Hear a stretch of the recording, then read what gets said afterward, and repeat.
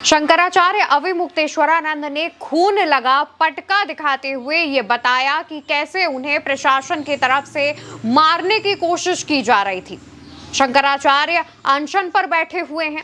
उन्होंने इस दौरान एक प्रेस कॉन्फ्रेंस की और खून लगा पटका हवा में लहराते हुए दिखाया कि उस पर खून के कितने छींटे लगे हुए हैं।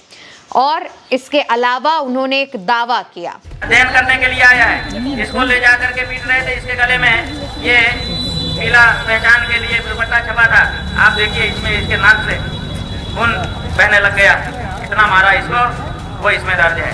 दोस्तों, शंकराचार्य अविमुक्तेश्वरानंद अपनी बात में कहते हैं कि एक 13 साल का बालक आश्रम में अध्ययन के लिए आया है। इसे पुलिस ने मारा, उसके कान से खून निकल आया और इस पटके पर लगे खून के छींटे आप देखिए।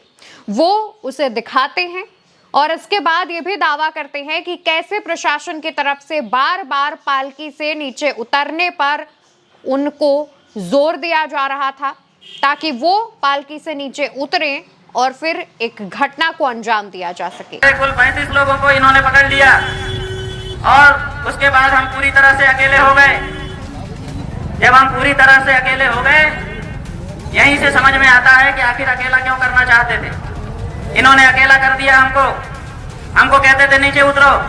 हम नीचे नहीं उतर रहे थे। हम जान रहे थे कि अगर हम भीड़ में गए तो मार दिए जाएंगे, तो हम नीचे नहीं उतरे, बैठे रहे। दोस्तों, शंकराचार्य स्वामी अविमुक्तेश्वरानंद सरस्वती इस बात का दावा करते हैं कि प्रशासन की तरफ से उनको मारने की साजिश की जा रही थी।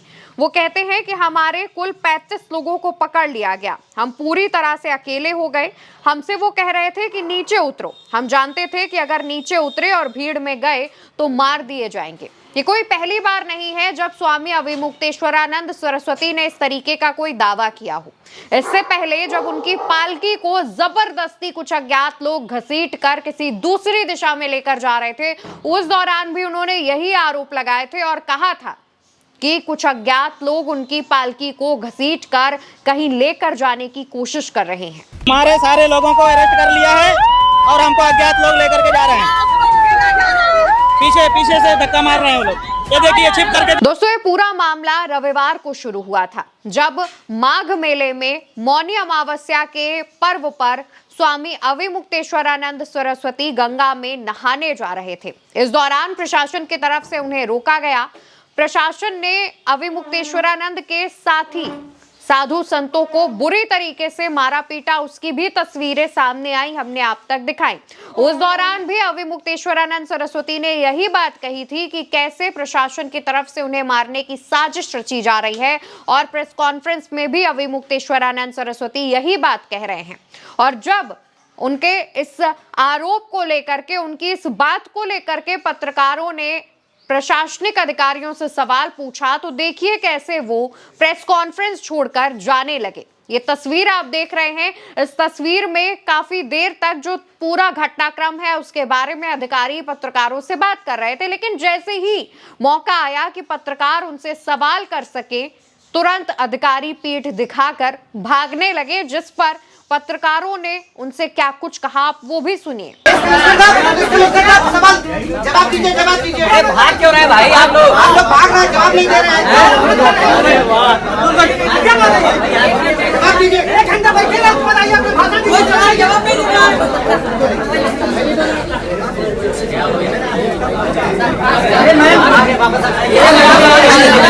हम लोगों को आपने बुलाया है, सुनिए ना।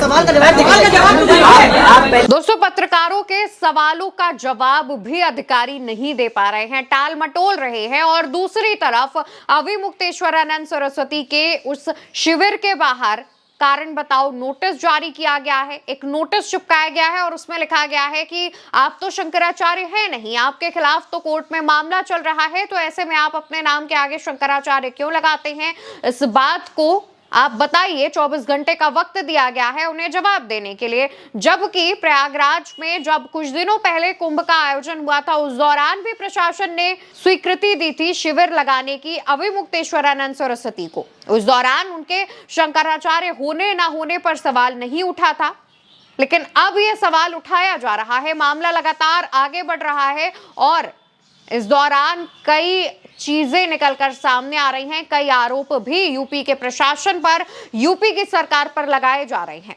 अविमुक्तेश्वरानंद सरस्वती ने शंकराचार्य वो हैं या नहीं, इस बात पर भी जवाब दिया और कहा कि अब मुझे ये प्रशासन या फिर यूपी में बैठे मुख्यमंत्री नहीं बताएंगे कि मैं शंकराचार्य हूं या नहीं हूं। ये बात शंकराचार्य की पीठ डिसाइड करती है। बाकी के 3 शंकराचार्य मिलकर ये डिसाइड करेंगे, कोई और नहीं।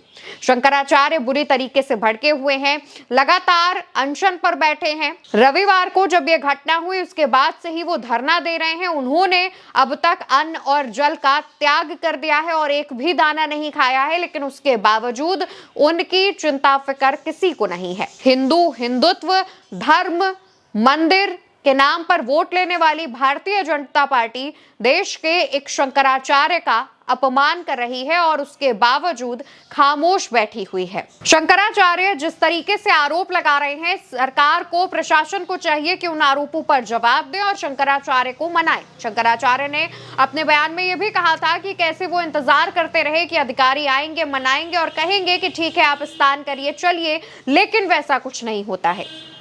फिलहाल पूरे मामले पर विपक्ष शंकराचार्य अविमुक्तेश्वरानंद सरस्वती के साथ आ गया है। अखिलेश यादव ने उनसे फोन पर बात की है। पवन खेड़ा भी उनके सपोर्ट में उतर आए हैं। देखने वाली बात यह होगी कि आखिर उत्तर प्रदेश की सरकार मामले को लेकर के कब अपना ढीठपन छोड़ती है और शंकराचार्य को मनाने सरकार और प्रशासनिक अधिकारी पहुंचते हैं। फिलहाल आपको क्या लगता है, आपकी क्या राय है, आप कमेंट सेक्शन में बताइएगा और खबर से जुड़ी तमाम अपडेट्स के लिए उल्टा चश्मा यूसी को सब्सक्राइब कीजिएगा। नमस्कार।